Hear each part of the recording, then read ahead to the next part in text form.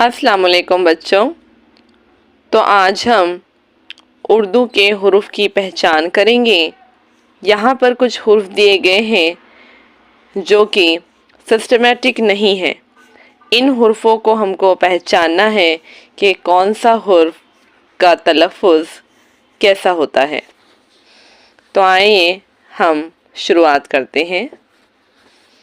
पहला हुर्फ है पे। पे। दूसरा है बड़ा काफ। तीसरा है टे। चौथा है जाल। फिर है वाव। चे। चे। दाल। छोटा काफ। स्वाद। जीम। सीन। बा।